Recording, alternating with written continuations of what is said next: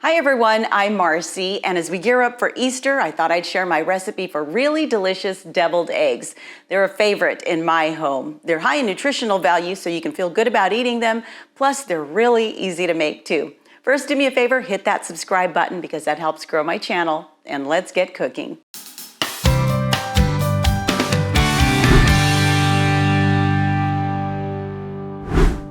I really love deviled eggs, but it's one of those things that I make without measuring. So today I really had to put on my thinking cap to come up with exact measurements for you, and I'll put them in the description box below. I'll be working with a dozen eggs, which means that once halved is going to make 24 deviled eggs. So that's something for you to keep in mind. You may not want that many. When I make them, I always make plenty because we don't mind having leftovers. Now, aside from the eggs, here's what you're going to need.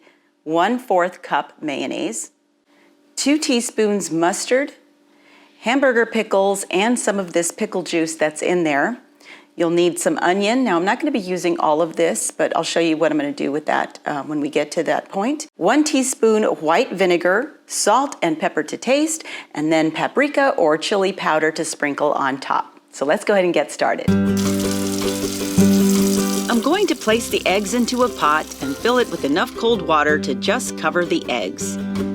Then I'm going to put them on the stovetop at medium-high heat and let the water come to a boil.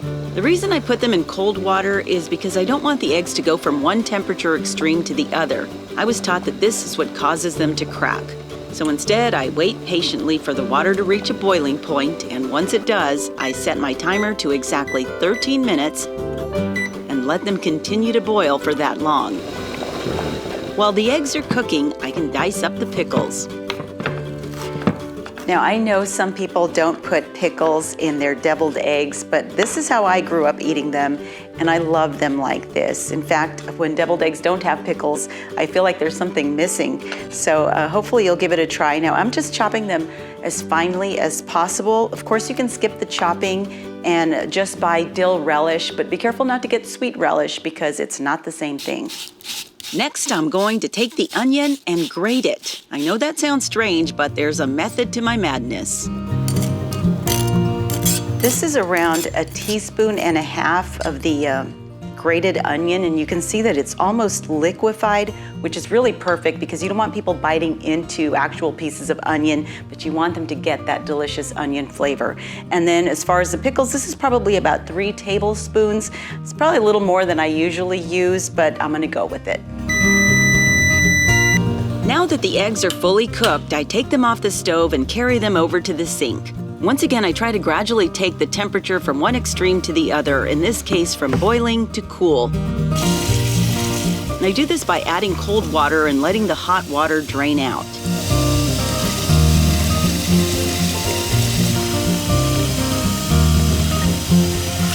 I let them continue to cool for a few minutes. And you can add ice to the water to speed things along, but I'm just going to let them sit in the cold water a bit longer. And then I can start peeling the shell from the eggs. Just a quick crack and the shell should come right off.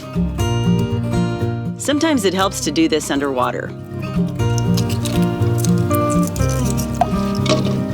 With all the hard-cooked eggs peeled, you then take a knife and slice them down the middle lengthwise.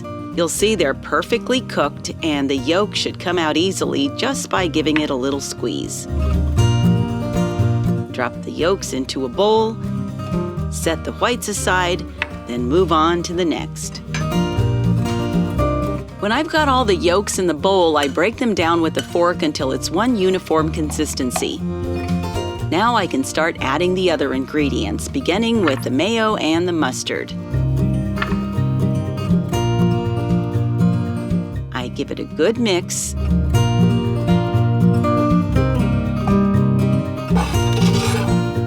Then add the pickles and the onion.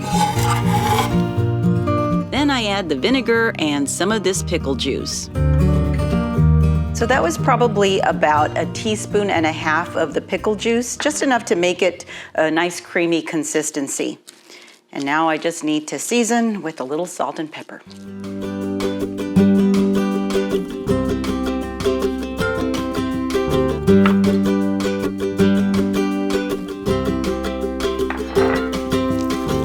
I'll stir all the ingredients together one final time.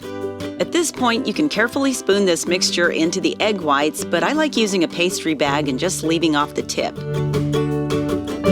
I squeeze plenty of this mixture onto each egg.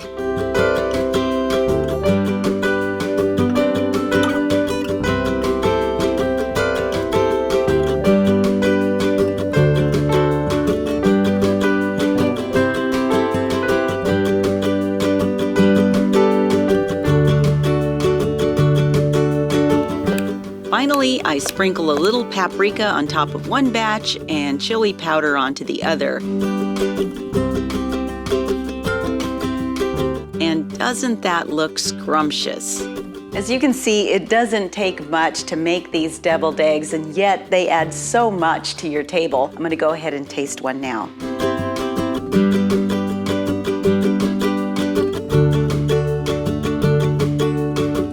Yum. To me, these are just classic deviled eggs, and they're as delicious to eat as they are beautiful to look at. The perfect addition to your Easter brunch or dinner.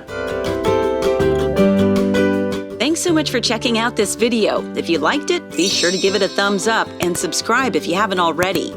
You can also follow me at Marcy Inspired on Instagram and Facebook. Until next time, blessings from my kitchen to yours.